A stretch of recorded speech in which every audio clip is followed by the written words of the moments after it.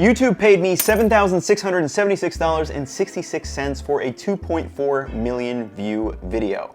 So today we're going to talk about why I think this video did well, then we'll go over the basic analytics and the revenue behind it, and lastly I'm going to talk about how much of that money actually hits my personal bank account, so I can splurge on a Tesla Model 3. I mean save and invest for my future retirement. Hey everyone, I'm Ethan. For those of you who don't know, I run a home cooking channel with most of my time, but also do like to post videos on the second channel about like health, finance, or things that I just find interesting or maybe valuable to you. So if that sounds good to you, subscribe and stick around to stick up to date with these videos. But anyway, let's talk about the topic at hand, which is this whetstone sharpening mistakes video. So I uploaded this video on May 20th, 2020, and little did I know at the time that this would end up exploding and getting over 2.4 million views in the next 6.5 months. So first, I want to talk a little bit about why I think this video did well, because I think it's good to reflect on these things, especially as if you are trying to make better videos that get more views or whatever in the future, that you can usually learn lessons if you've had one been successful. So a couple reasons why I think this one specifically was successful. Number one was the kind of market of whetstone or sharpening knife videos. I know that I watched a lot of them when I was learning, but none of them were really well polished. None of them were very concise. You kind of had to go to like 5 to 10 different videos and pool little pieces of information together, and then you could learn how to do it. At least that's what happened for me. So when I was thinking about making this video, I was thinking my value is being able to pool everything into kind of this cohesive information that hopefully people can use to get sharp knives. My value is not that I'm a knife maker or I've been sharpening knives for 15 years or something like that. Like, that's not my value that I was bringing. My value was hopefully bringing in information in an easily digestible format, hopefully making it a little bit of entertaining along the way. And that's one of those reasons why I think this video did well, is because people found it valuable, so they watched it. And then because of that, YouTube decided to push it out to more people. The second reason why I think this video particularly did well was because of the way that I shot the intro. So for the intro of this video, I tried to tell a story about you getting your first whetstone and being excited about it. You watch videos and then you actually go to try to slice through something and it just doesn't work. So that's a very relatable experience. That's what happened to me. So it was a little bit of comedic relief in the beginning that I think helped really grab the attention of the viewer. And then because their attention is grabbed in the beginning, hopefully that means they're gonna watch the rest of the video. And again, another reason why YouTube will push it out if people are watching it and all the way through especially. So with that being said, let's dive in a little bit to the analytics. So I've got over here on the main page of the whetstone sharpening mistakes videos. As you can see, over 2.4 million views, 122,000 hours of watch time, gained over 8,000 subscribers, and there's the revenue number of $7,678.66. So as you can see, as I was talking about that key moment for audience retention, like I was mentioning, this is something big that YouTube does keep track of. So if it is going to be in that 30, the first 30 seconds, you really want to draw your viewer in, and then hopefully they'll stick around for the end of the video. But let's dive into the revenue, because I know that's probably what you guys want to see most. So I will flip over to the revenue tab. And as you can see on the revenue page, so we have that number. Our RPM is $3.19. So that is the revenue per 1,000 views, irregardless of if that view was actually shown an ad or not shown an ad. We'll get to that in a second. And then my playback base CPM was $9.20. So that is the ad rate that YouTube charges advertisers for 1,000 impressions on a video. So if an advertiser wanted to come and say, I want 1,000 impressions, they're gonna have to pay $9.20 to YouTube. YouTube's gonna pass 55% of that on to me, and that's how I make this $7,000 number. So as you can see, the revenue sources, estimated ad revenue, that's revenue from people like advertisers out there, and then there also is premium revenue, usually much smaller.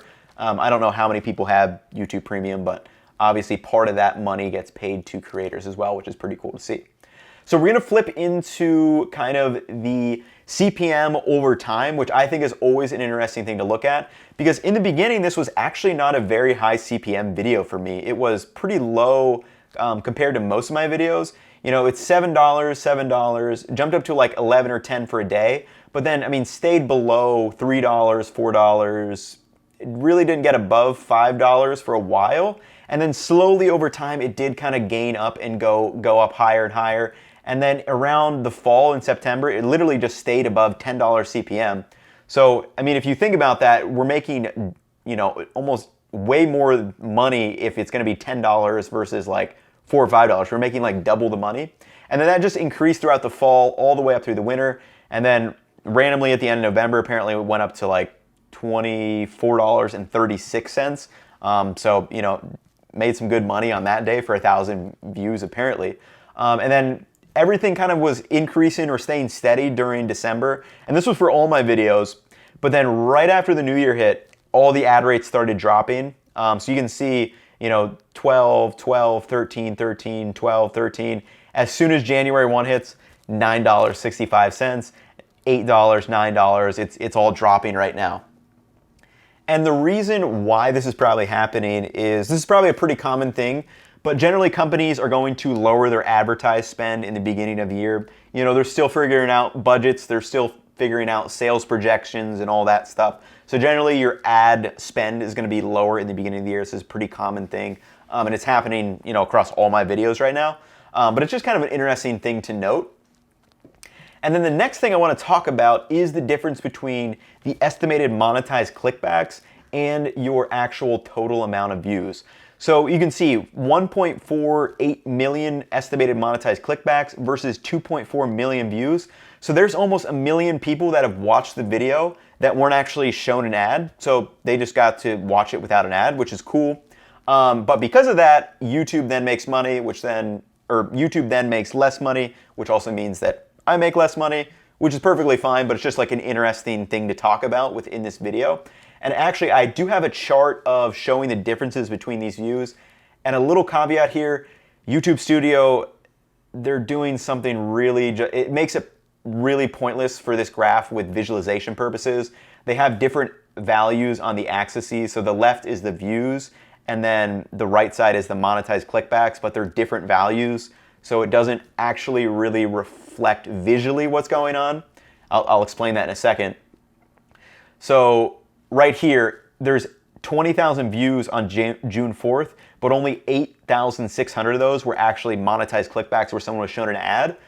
However, so that's like what, less than 50%? That's probably like 40% or something like that.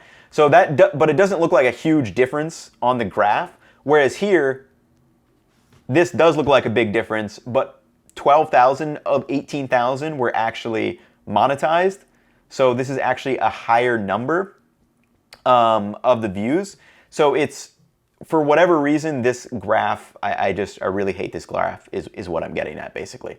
It just doesn't reflect how it should. But anyway, 66% of these views are getting clickbacks on them or showing ads on them. So obviously if you're having 66% versus like 45%, you're making a lot more money if more of those views are actually being shown ads. And that's why you kind of get these big differences between your RPM and your CPM, because RPM just considers every single view out there. So that's basically the 2.4 million views divided by the $7, or 2.4 million views divided by 1,000, and then divide that by your revenue. That's going to give you the RPM number. Whereas CPM is based off of the actual monetized clickbacks, so that's why it's much higher, plus the 55% is not included in that number as well. So that's kind of why differences between RPM and CPM are so big and different. And then overall with CPM, this was probably about an averaged CPM video, maybe a little bit on the low side. Some of mine are between like $10 to $11, $12 for better videos. Some on the lower side, maybe only, you know, $6, $7, $8 for CPM over the lifetime of the video.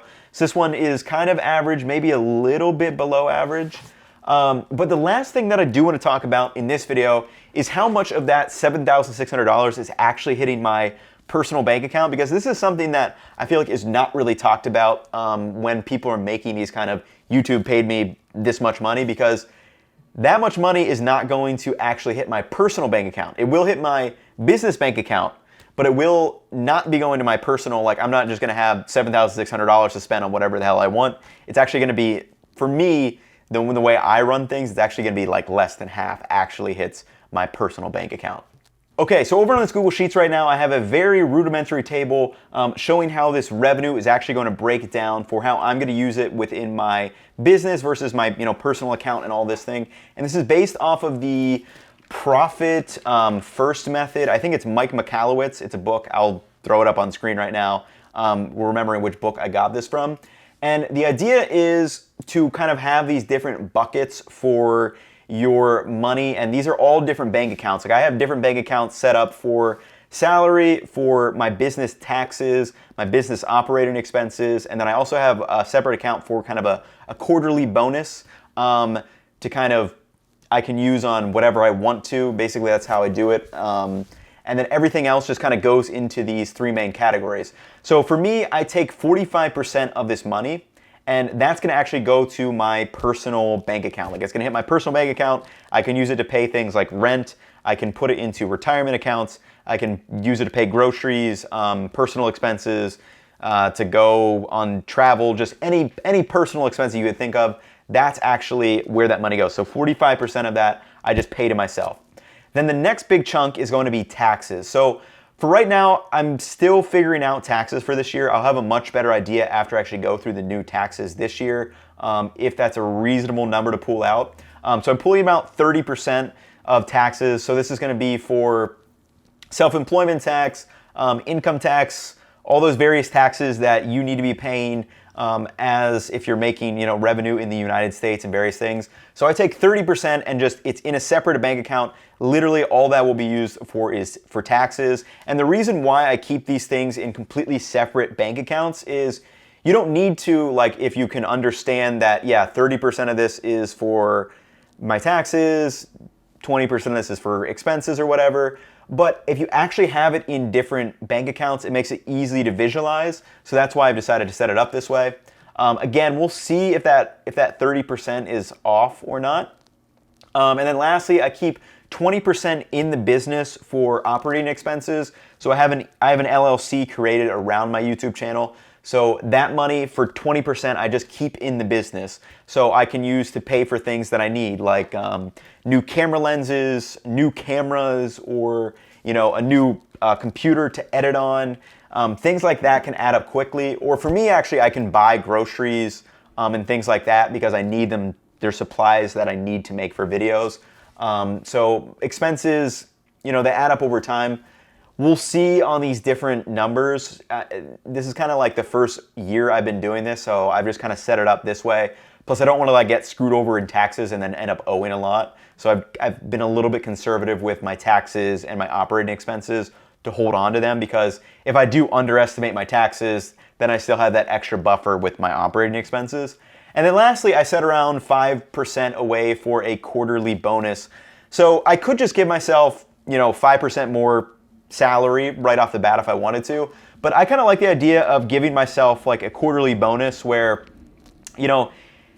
it's not in my personal bank account, like then I'm not spending it, or maybe I don't just put it away for retirement. Like maybe if I get that quarterly bonus, then I'm like, hey, I want to splurge a little bit and use that for a big trip or something like that. Or I could just put it away, put it in my retirement accounts or brokerage accounts or whatever and save that money.